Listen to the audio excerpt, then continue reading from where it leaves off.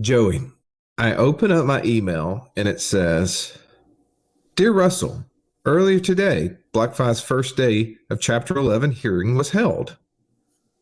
Uh, Oh, like tires screeched in my mind. Like, what?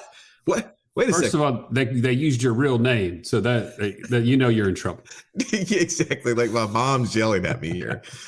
Russell Ivan Morgan, get down here right now. And I'm like, what? What do you mean? They just had the first day hearing. What are you talking about? You want to update me on the hearing? Why don't you update me on why are you having hearings? Exactly. You filed Chapter 11? What does that mean? And why is that important to you right now as you're riding down the road or running on a treadmill and you're thinking to yourself, I thought this was about wealth without Wall Street. Why are you jokers doing crypto? Why are you worried about what happened to a company like BlockFi?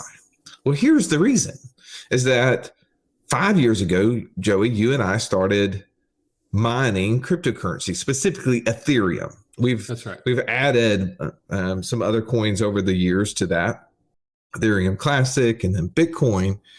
And we used many different places to hold those coins. And one of those places, because they were paying interest on the coins held there, like geniuses, like why wouldn't you put your money there if you're going to have it held somewhere? Why not get paid interest on it? And I'm looking at my little account over here, and it says that I have $550 of accrued interest, $624 in my interest paid. But yet I'm also looking at the same thing that says when I push the button transfer or sell, Joey, it tells me trading is currently paused.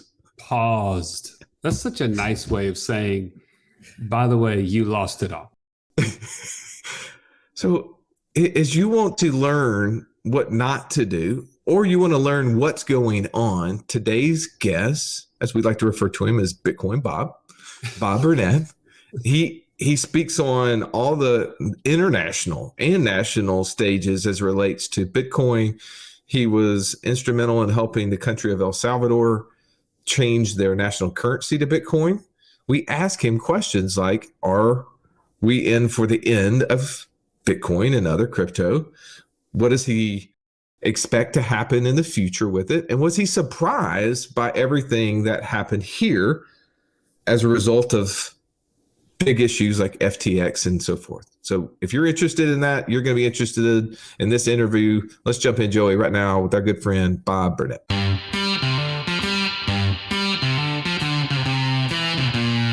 Welcome to the Wealth Without Wall Street podcast, your guide to understanding how to get out of the Wall Street rat race and start your own mailbox money lifestyle. Now, don't let these handsome Southern draws fool you. These financial minds are teaching our country to enhance savings, increase cash flow, and create passive income, all without the help of Wall Street. Are you ready to break through? Now here are your hosts, Russ Morgan and Joey Murray. Wealth Without Wall Street tribe, you know him, you love him. He is the master of all things crypto. And here to answer all of our questions, Mr. Bob Burnett, back for a second episode. So glad to have you, Bob. Thanks for having me, guys. Joey just gave you the moniker, man. All things crypto. And in our world, we call you Bitcoin Bob. So I want to first start off with where, a lot of questions out there regarding crypto right now, right? We've seen the fall of FTX. We've seen BlockFi go into Chapter 11. And so is this the fall of crypto? So let's start off with something as low level as that for you to answer for us. Yeah. Well, we could do the whole podcast just on that question, right? But let's start with crypto and Bitcoin because you kind of used my introduction and you used those two expressions, and I think it's important to distinguish between the two. So there is a distinction between Bitcoin and crypto. And I'm going to stay at the 50,000 foot level, but I'm going to actually use kind of SEC legal definition. So Bitcoin is an absolutely scarce digital commodity, okay, as defined by the SEC, meaning it has no issuer, it has no governance, it's fully decentralized, all those sorts of things. So let's put that in one bucket. In my opinion, and I think that the direction Gary Gensler, the head of the SEC, and a lot of people within the community are essentially saying almost everything else, and most likely everything else, is a security and should have been issued through the process of a security. Now, given that the title of your firm and your podcast is Wealth Without Wall Street, I would think there'd be a natural direction towards something that is not a security and something that is 1000% accurate. So, as you guys know me well, and we've talked for a long time, but I think a lot of people, when they enter this space, they start out by getting attracted to all these shiny things. And it's very easy to do that. And I, to a certain degree, had that same journey. But I believe ultimately what people will find is that there's an ethos around Bitcoin. There's something Bitcoin's trying to achieve, and it still achieves it. And that when you cross the line and you go into what I'll call the crypto area, when you cross into that space, there's a lot of danger. And there's a lot of abuse that goes on. And so, for instance, you mentioned FTX and BlockFi. So in my opinion, especially FTX, we can talk about BlockFi a little differently. FTX is a fraud. It's a scam. And they happened to use crypto. We could dive into what they did if anybody really cares, but they happened to use crypto. But they could have used land. They could have used pineapples. They could have, they were fraudulently making claims about the services they were providing and the things they were buying for people, and they weren't true.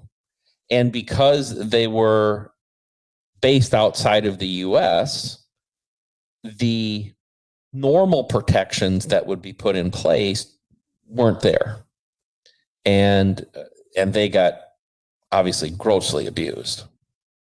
Is crypto ending because of things like FTX and BlockFi and these things, or what's your appetite at this point?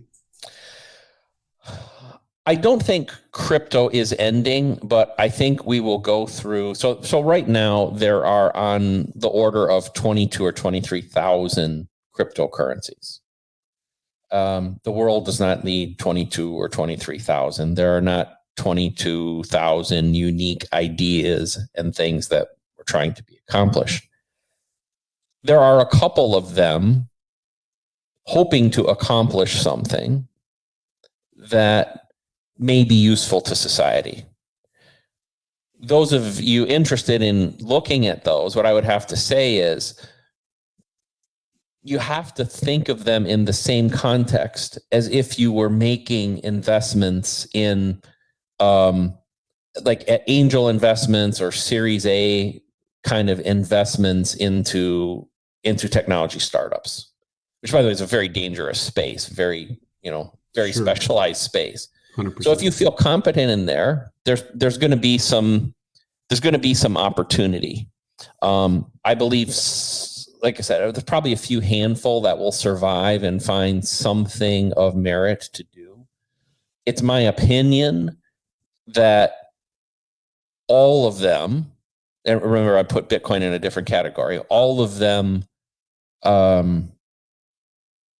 let's use Ethereum as an example, have become grossly overvalued, and they still have a massive technology roadmap to try to implement.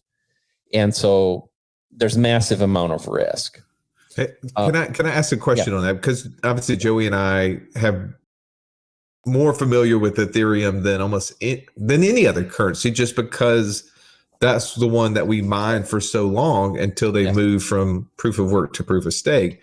Right. And my understanding was the technology behind Ethereum was the technology that even Bitcoin or others were using. Their their technology was kind of the technology of the future. And that was what gave me this warm and fuzzy to say, oh, wow, well, maybe there's a lot of utility, but also maybe even stability in that currency. What would you say to that? Where am I missing it? I agree with everything you've said, except for, I mean, Bitcoin's not reliant on Ethereum at all. It is its own beast. It has its own mining. It has its own protocol. It has its own developers. It has an entirely independent infrastructure. And its objective is to be money. Right? It's to ultimately be the world's money. The objective of Ethereum, as originally stated, was essentially to be the world's computing platform. So, and I by the way, I don't think that's the worst vision ever. It's a pretty valid vision. The basic concept being that can all of us have the opportunity to plug into a global computer and have access to like Amazon warehouse service level capabilities or even beyond for the average guy. And that was the kind of the Ethereum vision. And the Ethereum token was basically your ticket to that computer. And so it makes sense, why would that be? And it could still be the case. I think what's happened with Ethereum, though, is that, first of all, it's led by a small group of people. And while the word decentralized is very easy for Ethereum or any other cryptocurrency to use, and there's no real law kind of dictating what requirements must be met for something to be decentralized. In my mind, if a group of people can control the direction of the token or the company, then it's centralized. That's one of ways in which it can be centralized. And so Vitalik Buterin, who really is the de facto leader of Ethereum, has said, well, let's also be this, let's also be that. And I think, as you guys know, maybe your audience doesn't know, I came from a technology background and spent most of my career developing technology. And the fatal flaw of almost any technology organization is what we always called spec creep, meaning that you have a vision for something, could be a certain kind of computer, a music player, or whatever. And as you start developing it, you'll find like, oh, I have an idea. I could also add this. And then you go a little further. Oh, I could also add that. And at some point you lose the focus on the first thing that you started with. And it's a very, very dangerous path. Because a lot of times you end up never finishing, or it gets too complex. And it's my opinion that Ethereum has tried to do too much. It's gotten too complex. Its centralization has become very apparent. And that centralization now has the eye of the SEC. And if the SEC comes in and says Ethereum is a security, then it will have to be managed as a security. And the organization running it will have to abide by all the rules of being a regulated security. And that's a whole different world. Right. And so kind of defeats the purpose. Yeah. So it just gets very, very convoluted. Well, for those of us who are not super technologically educated, nor, advanced, if you will. I'm not even educated at all. I'm not advanced enough to even say what I'm trying to say there, Joey. Yeah. But I have watched enough Steve Jobs movies to know he's kind of given the example of the Lisa, right? That original computer where they had this one vision and then it kept expanding. Ultimately, it was like a $10,000 computer that nobody could buy. Right. And that's kind of what you're alluding to in probably my basic terms. Yeah, it's a pretty good analogy, Russ. And then you look at the really successful things they did, like for instance, the original iPod, the original iPod. it did one thing really, really well. By the way, it wasn't the first digital music player. In fact, I was part of a team that developed one before them. But to their credit, they did it the best. They did better than my team did it. And it was very simple, very easy to use. And it did one thing well. It played music, right? And they did a good job of explaining what it was and how it worked. Yeah. If you've listened to our show for any length of time, you've heard us talk about infinite banking and how we were able to use that concept to create over $50,000 a month in passive income. But it's just not that easy to figure out, how does this all connect into my own personal system? Stallion, that's why we created the passive income operating system, bro. It shows you how to turn active income into passive income. It makes all the steps come together. If you would like to get access to it as a podcast listener, we've never given this away in public before. Go to wealthwithoutwallstreet.com/PIOS. There was nothing worse than walking into class when you're in school and the teacher saying, pop quiz day. Why? Because you were unprepared. Are you unprepared, though, for financial freedom? Don't be. Find out how close you are by taking our 30-second quiz at wealthwithoutwallstreet.com/quiz. Can we dig a little bit into that, explaining what it was and how it works? So let's talk a little bit about Bitcoin, right? Like, you're obviously very bullish on Bitcoin, not only as money, but also, as you say, a long-term asset that we all should potentially own. And I know that you were very influential in helping El Salvador as they were making a decision to add that as their country's currency. Talk a little bit about what's happening in that world. Do you think that the price of it is mostly impacted by all of this other craziness that's going around, or is there other factors at play that we don't know about? Okay. Very good question. Let's start with price. And there's a friend of mine, his name is Jeff Booth. He's written a book that talks about it's called The Price of Tomorrow. Jeff Booth, The Price of Tomorrow. And it's about the deflationary aspects of what he would call a natural economy. And we've been led to believe that inflation is necessary for economic expansion. And that's not true. In fact, it is opposed to the expansion of an economy. And what has happened is we live in a world, we won't go too far down the rabbit hole, where the Fed and the central banks around the world manipulate money. And in large part, the general public holds them in high esteem, like, oh, these brilliant people are pulling these virtual economic levers and playing with the interest rate and playing with the money supply, and they're guiding us on this path. Jerome Powell will stand up at least once a quarter and talk about this as though he's some sort of wizard. It's really a lot simpler than that. And when you look at inflation, this is an analogy, okay, or a visualization, put it this way. Imagine you're in a big room and there's a line drawn right down the middle of the room.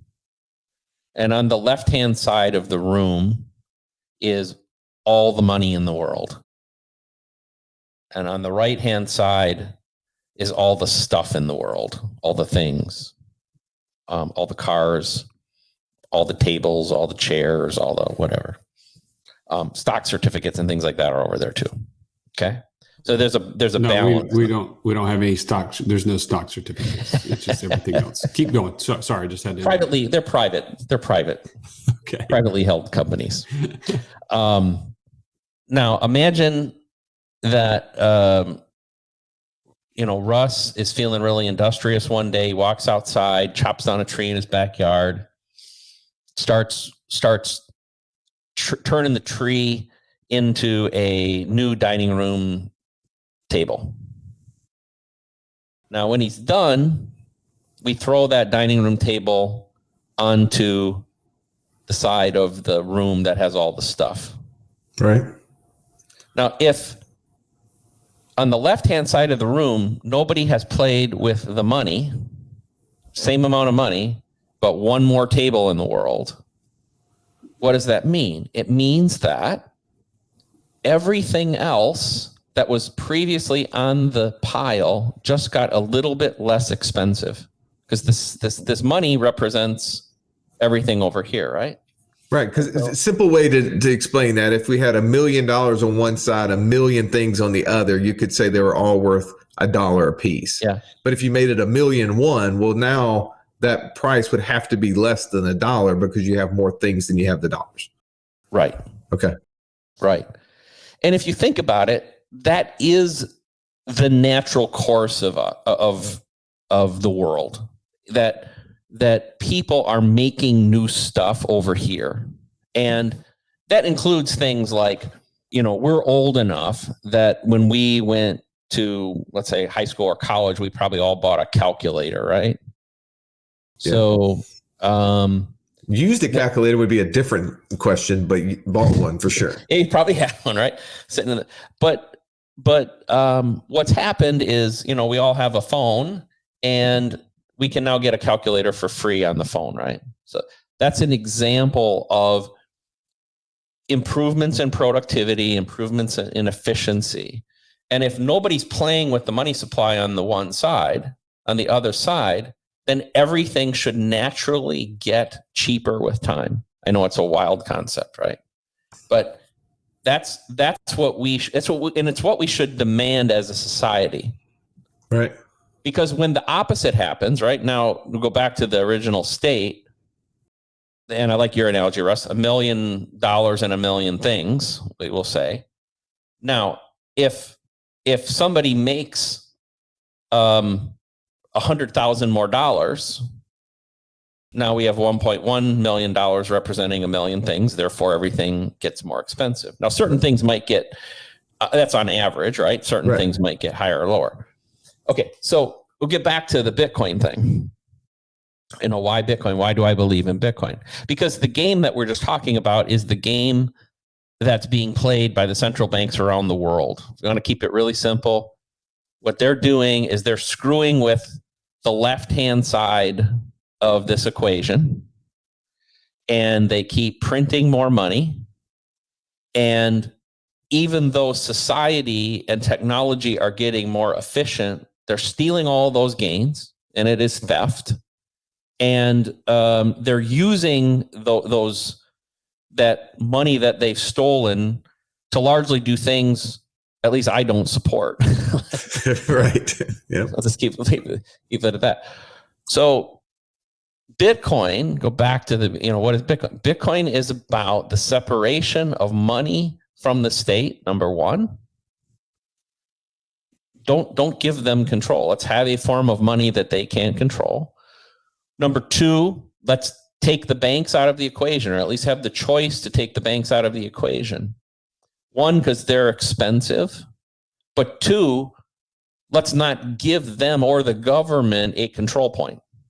So that if the three of us want to make some sort of business deal, if I want to buy something from you guys or pay you for some service, I don't want somebody else to be in the middle and have to approve it.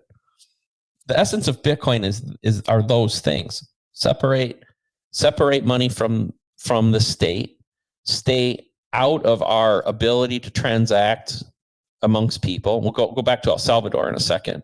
And then the third thing is the money supply is fixed, so nobody can play a game like we talked about, right? So it allows the natural course of the economy. And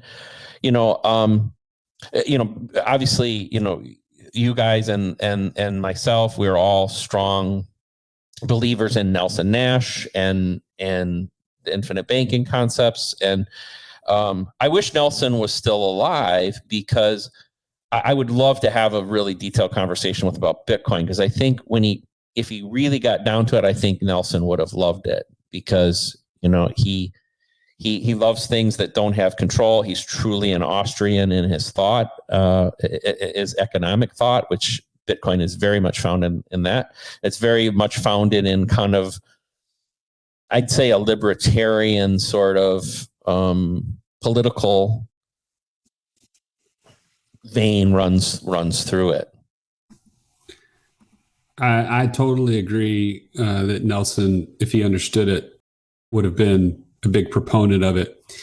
My question to you would be like, okay, I get the fact that Bitcoin is a good storage of value. It's a great alternative to the currency that is dropping like a rock as they continue to inflate it, the money supply. However, beyond that, I'm listening to Wealth Without Wall Street. I want financial freedom. How do I create passive income that will free me from my 9-to-5? That will get me to the point where I have more passive income than expenses, and I can finally have more time with my family and the freedom that I'm looking for. What are some ways that you have used this vehicle to do that, or does it exist? Well, it does exist, and Bitcoin mining still exists. So we started our relationship in the Ethereum mining space, and at the time, the mining infrastructure of the two is the same, using a technology called proof of work. Proof of work still exists for Bitcoin. It is a business whereby you can invest capital, you can depreciate that capital, and then you get the same things that we've talked about before, which is, hey, every single day, every 10 minutes, actually, the way the Bitcoin network works, every 10 minutes, you can participate in securing the network, processing the transactions, is a way a lot of people phrase it. And you get a little slice of Bitcoin every 10 minutes. And so you can create those passive income sources that way. You can also create money flow. And I'm not advocating tax avoidance or anything like that. Actually, I advocate for tax avoidance, but in a legal way. But there is no middleman between the Bitcoin network and you when you get paid. Okay, you can set it up so that there's no way for a bank or somebody else to, let's say, get in the way. And then I guess you make your decisions about how you're going to report it, and you can work with your accountant on that. But I'll just phrase it that way, that there's a way for you to do work and literally not involve a bank and work directly with the Bitcoin network to your wallet, and you have a bearer asset that nobody can touch. I find some power and freedom in that thought. Besides mining, is there any other way that people utilize Bitcoin for passive income? Yes. A second way to participate is to do to run what's called a lightning node. So in Bitcoin, there's what's called the base layer of Bitcoin. Okay, and every 10 minutes transactions are processed on that. Okay, but and in certain situations, in a business deal and a large transaction, it's no problem. And in fact, the Bitcoin network processes about the same number of transactions daily as the Fedwire, which is the kind of the interbanking system. It also, by the way, processes more value than American Express or Visa annually. So that's how big it is today. Oh, wow. That's humongous. It's a lot bigger than probably most people think it really is. But a negative would be if you go to Target, you go to Starbucks, you go to McDonald's or something like that, and you want to do a transaction, and obviously you need it to complete in the same kind of timing that you get from a Visa or MasterCard. Bitcoin's not capable of that at what's called the base layer. So it has what's called the second layer, which is called Lightning. And essentially what you could do is let's say you had 10 Bitcoin. You could move a tenth of one Bitcoin up to the Lightning layer, Okay. And now it's not quite as secure. It's not quite as decentralized, but it's really fast. Okay. So you can move money between these layers. So you kind of like move it up there. And now the Lightning layer will transact very, very rapidly. Okay. Now, if you wish, you can run what's called a Lightning node and be part of the Lightning network, which sits on top of the Bitcoin network. And by being part of that network, you can collect a small revenue stream from being part of that network. So, you can, so in other words, you can be part of kind of the slower, more secure network through Bitcoin mining, or you can be part of the next layer, which is kind of the fast, high level transactions. What's cool about that is, I guess in both cases, they're truly passive. You invest in the hardware, you set it up, and you don't really have to do anything after that. You just collect money. Let's just say I had one Bitcoin and it happened to be on a platform that was under Chapter 11. Yeah. Not naming anyone, but it starts with B and rhymes with Phi. Okay. God bless me in figuring out a way to get that off that exchange at some point in the future, right? Let's assume that happened. Yeah.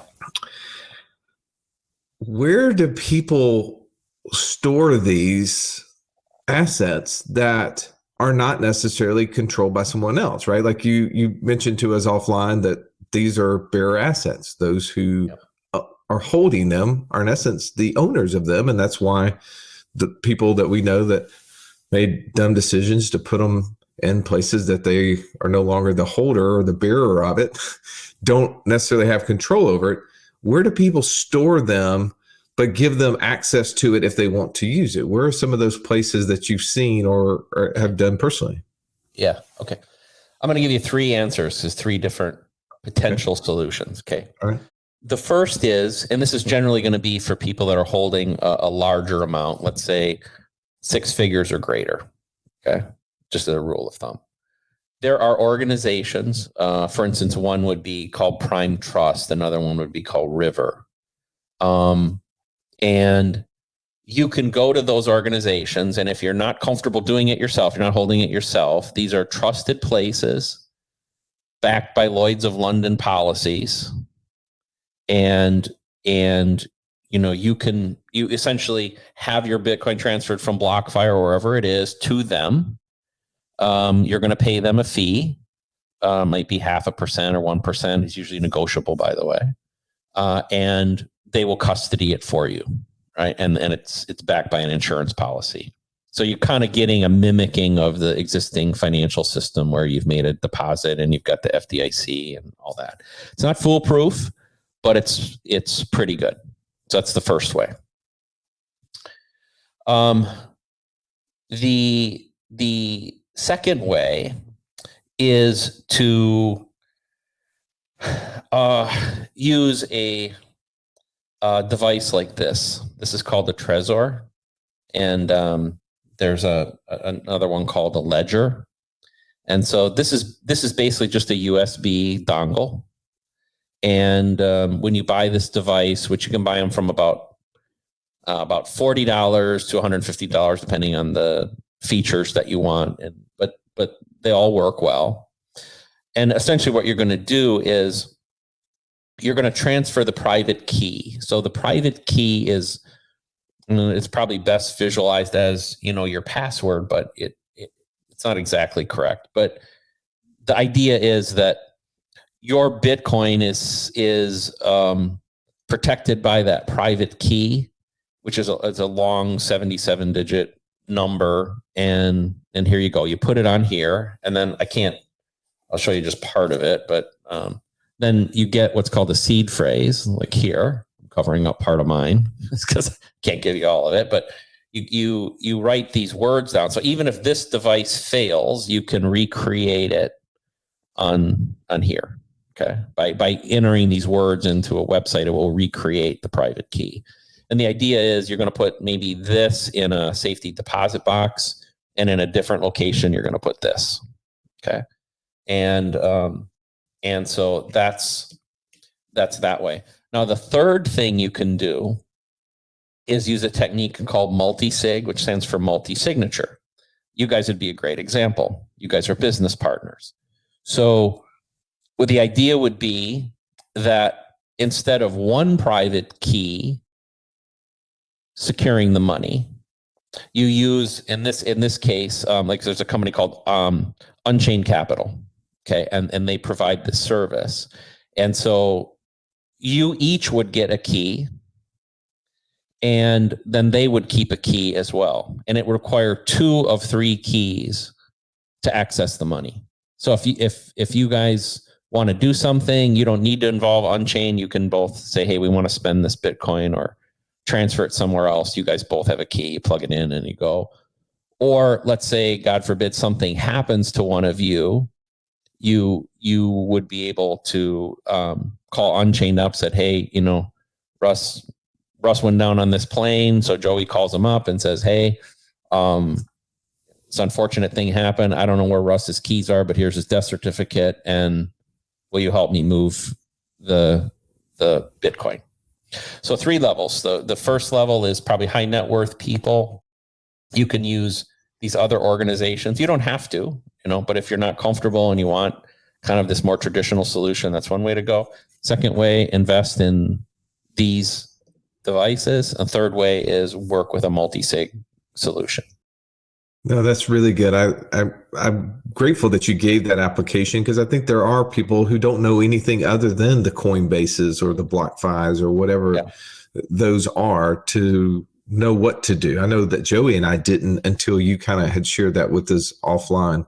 The last question I have for you as we leave, I know we're out of time and we're grateful for you. And if you haven't had a chance, you want to find Bob, go to barefootmining.com. You can type in Bob Burnett and you'll probably find him speaking at a Bitcoin conference, crypto conference somewhere out there that you could hear him live. And he has done a fantastic job of sharing both the economics and the utility of this with us privately and in front of large groups. I really appreciated that. Question I want to end with, and I probably should have started with it because it's probably the question most people have, is were you taken back by where we've gone in price within all of these assets, right? Because I know you and I've had conversations in the past, and there was some, speculation of where we were going to go. Sure. And so when everything came back down, right, like significantly reduced 60, 70, 80% reductions in price and more in some situations, people have asked me, hey, what does Bob think? Is Bob surprised by what's happening? So I would love for you to just share just a couple minutes on your thoughts on what's happened there. I know we sort of touched on price earlier, but I want to go to that part too. Yeah. Actually, I'm glad you brought it back because I didn't touch it properly. Am I surprised that, I don't know, today's price is 16,800 or something like that? Am I surprised that we're there today? Answer is yes. I did not see the probability a year ago of us being here today in my mind was about 1%. So I am quite surprised. And the path by which we got here and the reasons by which we've got here, we have BlockFi and FTX, which you talked about. We had a bunch of things happen this spring with some other platforms like Voyager and Celsius. We've had some of the large public mining companies. One of the largest, called Core Scientific, actually announced a bankruptcy today and Chapter 11. And that put pressure on the system. So am I surprised? Yes. Nothing's changed in my long-term view of it, though. I still believe at the end of the day that Bitcoin is the best form of money ever created, that ultimately the world will recognize it and everything will get priced in Bitcoin. And if everything gets priced in Bitcoin, then the appropriate in today's dollars, the appropriate long-term price for Bitcoin is about $20 million per Bitcoin. And that, by the way, goes back to the analogy I talked about before. You take the value of all the stuff in the world, kind of less some of the liabilities, but the net value of all the stuff on the right-hand side, and you divide it by 21 million, that's the number you get. I still believe that. The path to get there may be taking a little longer. I clearly, people's confidence has been shaken. I would say that part of that is miseducation, though, or just lack of understanding, because people like organizations like FTX really have nothing to do with Bitcoin. Now, what they did do, by the way, though, and what makes me mad personally, this is the way it affected me. I didn't have a single dime on FTX. I never had an account, but they still impacted me, because for the last year and a half, if somebody did go on to the FTX platform and say they wanted to buy one Bitcoin, they were taking those people's money, but not actually buying a Bitcoin. So the market didn't feel the demand, right? I mean, somebody was reading a computer screen that said Joe Smith has an account and it has one Bitcoin, but doesn't mean he had Bitcoin. Now, Joe has a little bit of responsibility in that, though, because he could have forced it. If he had one of these, he could have bought it on FTX and then said, FTX, send it to me. And it would have forced that accountability to FTX, and then it would have become the bearer asset that it's supposed to be. So, where will it go? I don't know. In 2023, you didn't ask me, but I'll put the pressure on myself. I will be very, very surprised if we don't see a doubling or more of price in 2023. Very surprised. I think we could test back into the $50,000, $60,000 range. There is some probability that we could see 10,000, 12,000. But if you followed it closely, what you'll see is that even through all the turbulence of FTX, actually, Bitcoin didn't fall much. It's shown massive resistance around $16,000 to $17,000. The last thing I'll say about price, though, is that it's a tricky thing. And to a certain degree, even though I just talked about price and relative to dollar, what we're trying to do is we're trying to define the future of money by the old monetary system. And there's a certain logical break there, right? Like, hey, if we're measuring Bitcoin based on this old system, which we just talked about is all messed up and manipulated, is that really the right way to measure it? It creates like I said, a logical break there. It's a curious issue that we can't solve because it's a moving target. And I understand exactly what you mean there. Bob, we're so grateful for you. Thank you so much for coming on the show and sharing this. If you have questions, as we mentioned before, go to barefootmining.com and get with Bob and figure out, potentially, is this an area that you should be or could be participating in? There's lots of things that you've probably heard Joey and I talk about, and all of that has come because of Bob's time spent with us, way more than he needed, but we're grateful for it.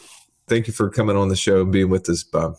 Thank you. Pleasure to be here, guys. Always love spending time with you. And I will say one other thing I forgot to mention, which is because of all this, investments in mining are phenomenal right now. That the capital required to deploy to get in is much, much lower than it's ever been. So it's not without risk, but it's a really good time. But thank you so much, guys. Appreciate it. Thank you also for listening. If you found value today, please be sure to share this with somebody else so that they can get further down the path of financial freedom and join you on that same path. Thanks again. We'll see you in the next episode. This has been the Wealth Without Wall Street podcast. Don't forget to subscribe to the show to break free of the Wall Street mindset and begin building wealth on your own terms in places you understand so that your wealth will never run dry. See you next episode.